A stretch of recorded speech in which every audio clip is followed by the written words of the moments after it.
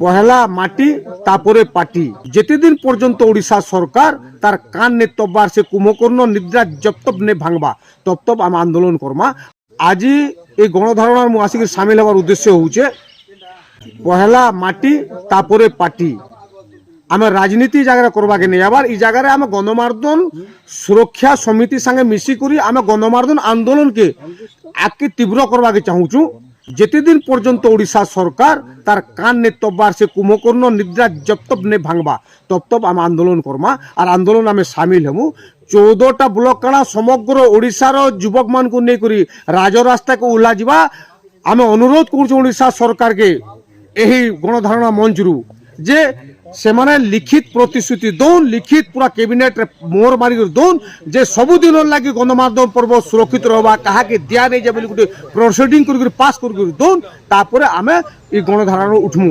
নহলে আগামী দিনে হো হো করে জুয়ে ধরবা রাজরাস্তা হবা আইন অমান্য আন্দোলন হবা সেতিলাগি প্রশাসন আর ওড়িশা সরকার কেন্দ্র সরকার দায়ী রহবে।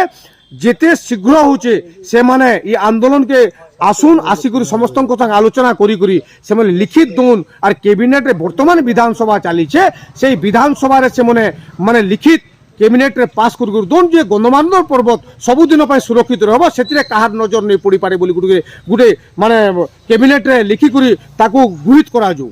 আর আজি পর্যন্ত দেখুন 6 দিন গলা না কোনসি সরকারি কর্মচারী না সরকারি দলর কোনসি মানে মন্ত্রী এমএলএ আসিকি আজি আমার গণধারণা নিয়ে আবার এটা গোটে হচ্ছে জনা পড়ুছে যে সে যে নেতা মানে এই গণমার্দন পর্বতকু নেই করে আন্দোলন করি এমএলএ এমপি বনি যাইছন আজি সে ই যুব পরিষদ কু ভুলি গলে ই আন্দোলন কু ভুলি গলে আর আজি সে দিল্লি রে বসুছন কে তো বিধানসভার তো কে তো পার্লামেন্টে বসুছে।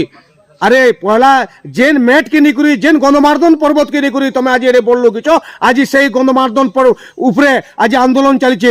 যদি একচুয়ালি তুমি যদি গণমার্দন ভল চাহুছ আর গণমার্দন সুরক্ষিত চাহুছ তাহলে আমি জানবো যে তুমি দিনে 2 দিন ভিতরে তুমি এই আন্দোলন মঞ্চ কে আসো আর বসো আমি তোমাকে মানবো আর তোমাকে বলবো একচুয়ালি মানে হচ্ছে নেতা আর ইমনে একচুয়ালি গণমার্দন তাকে দরদ আছে বলে জানবো।